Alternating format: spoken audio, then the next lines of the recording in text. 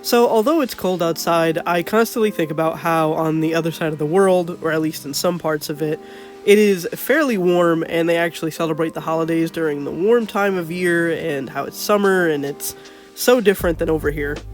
So, of course, as a result, I end up drawing the guy on the left and then it just kind of made itself up from there. So hi everyone, I'm Ward and welcome to my channel Ward Draws a Lot, and this week we're just going to fill a sketchbook spread of, well, this beach scene, I guess. Now, I tried to fit like some kind of perspective into this piece by making this guy right here more forward up, and I also tried it with the two girl characters. Oh man, oh man. Work with me here, I haven't recorded my voice in a month, and I'm slowly forgetting how to, think and talk at the same time. So, as I was saying, I tried doing it with the two girl characters to the right of the paper, and I wish I kind of would have made them a little bit larger or more forward towards the paper so they looked a little bit different than the plane of the two guys in the background, and you'll see what I mean eventually when we get to that part. But for the most part, I think that I'm getting there. I'm getting there. With this dude right here, of course, I had to give him the surfer look. You know what I'm talking about? The dudes with the blonde hair, surfboard, and he looks kind of like just one of those dudes that you would think goes out and surfs, right? With the beach, the sun out, all that stuff. So I really wanted to kind of do that, especially because oftentimes I try not to draw like blonde-haired characters. I try and force myself to, just so I could get that like, hey, here's a blonde character out. But for me, I like dark hair most of the time, so a lot of the time you will see me drawing darker colored hair on characters just because, I favor it. So with this character, especially when I was doing the face, I was like, this looks weird, right? And it's because of the fact that when I was coloring it, I think I was over blending in some areas, so it started to look like a little muddy in his face. A lot of the time when I am drawing or coloring in the face, I like to try and do some kind of a hard shadow so you can see the planes of the face. When you see the planes, it helps kind of gives it shape. The problem is that I did not give it enough shape here, and as I was coloring it, I was low-key tweaking it out because I was like, ew, this looks like dirty, grimy, like his face looks like it's covered like in dirt or mud or something like that.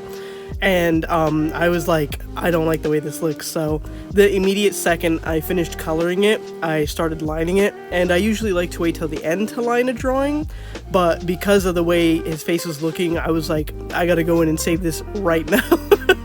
And that's exactly what I did. Now, it definitely helped redefine the face again when I started lining it, but it was still pretty muddy and kind of, a little off. And that's a nice little personal note and lesson for me, is to make sure that when I am coloring the face, especially that I make sure to leave some defining features and marks, because the face is kind of separated into different planes.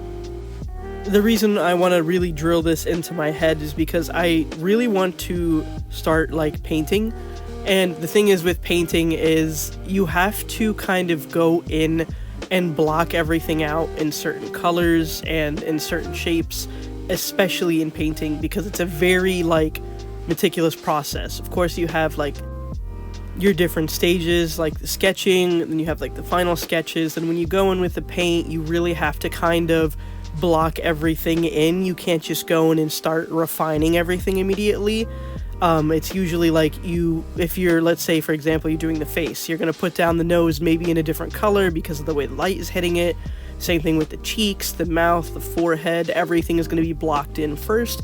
Then after you block in everything, you can slowly go into each individual area, and then you can kind of start detailing and rendering it down.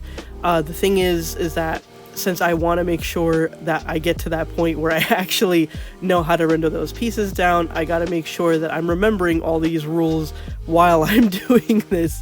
So because I haven't drawn in a proper drawing in a month, or at least a traditional one, I'm kind of forgetting these little kind of details that I really shouldn't be forgetting, and it's because I don't drill them enough into me. Usually I sit down and I draw, and I'm kind of in a comfort zone and I'm comfortable with it, and then I start going, but then at some point I have to remember to wake up when when I'm coloring in or when I'm doing some things. I think it's also because coloring for me is like such a second nature thing, and I'm so comfortable with it that a lot of the time I'm very confident in the things that I'm doing when I am coloring. So I end up not paying enough attention because I'm like, okay, I know what I'm doing. But sometimes you have to actively be in your artwork. There are times where you have to shut off your brain, and there are times where you have to be active in the artwork, and it's a nice balance between the two on which one you know you have to do for that kind of like process that you're working in. Moving back to the sketchbook spread, the two characters in the back over here were like, I think, the last addition within the drawing, and I kind of put them in just because it was a large empty space between the girls and then the guy with the blue surfboard. And I was like, man, we need to fill something in here because it's such an empty space. And I told myself this is a good opportunity to work on kind of drawing smaller characters in the background, just to help create like a, I guess, sense of environment where you have more than just the existing forefront character, but you have background characters that kind of help fill up the space and fill up the story in between everything. So I really tried to make sure as well that I'm drawing a little bit more, I guess you could say, diversity in the drawings. I don't draw like a lot of tattoos or short hair on characters, and that's mostly because I just never like think about it. Every time I try and draw a tattoo, it ends up like garbage.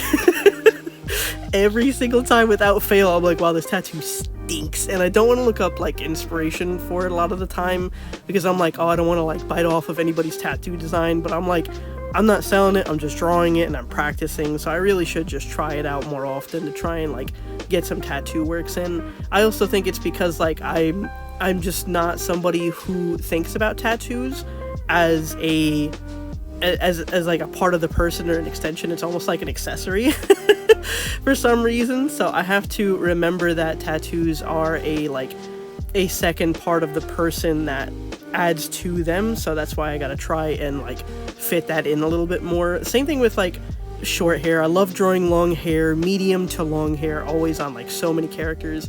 So I'm really trying to fit in more of the idea of short hair somewhere in my pieces because it's realistic. It's people aren't always gonna have long hair, even though that's my wish. It is what it is. It is what it is. I did learn a valuable lesson though with the tattoo. I'm so sorry I'm jumping back and forth. I think I'm like, my brain is like, it's everywhere right now, and I think it's because I'm just like, I don't know, maybe I'm excited to film again. But I learned that with the tattoos to use the liner next time, not the marker, and it's because then the liner won't make it look as bulky and huge as a marker would. So that's a valuable lesson learned there as well. Let me tell you about this girl character right here though.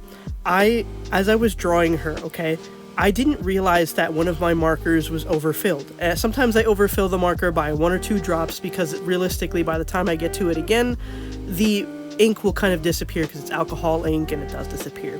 But that didn't happen this time, and instead it shat an entire blob right on her face, and I immediately like fell to my knees. I was like, oh my god, no. So I grabbed a napkin to kind of suck up whatever ink was on there as quickly as humanly possible, and from there I was like, okay, I gotta like shut off the camera and fix this because I don't know how long it's gonna take to film to fix the like face up, but I think I ended up doing a pretty good job. I went back in and I kind of blended out that large blotch on her face with some lighter colors to kind of help give it some more separation. Then I also went over it with some of the red blush to kind of give it a little bit more like of that plain thing that I was talking about earlier, planes in the face, where I'm separating the blush part on her cheeks versus the cooler part on the bottom of her face. So I really like, I sat there and I was like, yo, am I going to be able to save this? But I think I did. With traditional art, especially like with markers, it feels like I'm getting shot.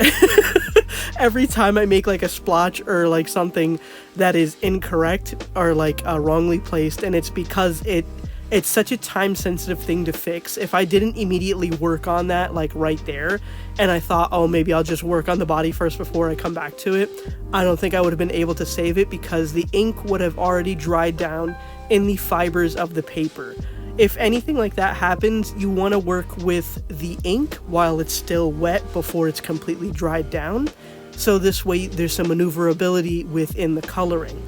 If you wait too long, especially like I said with markers, you're screwed. You're done. You're donezo. It's wraps. Walk off. After that, you're just like, you're done. Some other things are much more forgiving, like paint markers. Paint in general is much more forgiving. I don't know about watercolors because I'm not a watercolor person, because I'm a coward, because I'm so scared to work with watercolors, so I don't know how forgiving that is, but there are definitely some mediums that have more playability than others, and sometimes markers, if you just act quick enough, there is playability, but if you let it sit there for too long, there isn't any playability. One thing that I did forget to add into this character is her stretch marks. When I sketched it out, I gave her those stretch marks, and when I was coloring it in, I think because I was panicking about the blotch so much and if it was visible or if it looked weird, that I forgot about it. But later on in the piece, I went back in and I added them in, and I think they look pretty good for her skin tone, especially because stretch marks are kind of, they're marks that have like sat there over time, so they're going to get darker on some skin tones, or they're going to be lighter on some skin tones. It honestly just depends on the person. My stretch marks, for example, are lighter than my skin tone, and I don't know if it's just because of my skin tone or the way they've like kind of aged over the years, but I gave hers more of a kind of darker look, but not too dark for her skin tone to where you could actively tell that they are marks on her body. Now, with this girl on the utmost right of the paper, she ended up getting in the crossfire of the ink blot. So what I had to do as a result was I had to pick a color that was dark enough to cover up that spot and kind of go over it multiple times, so this way it wasn't too visible.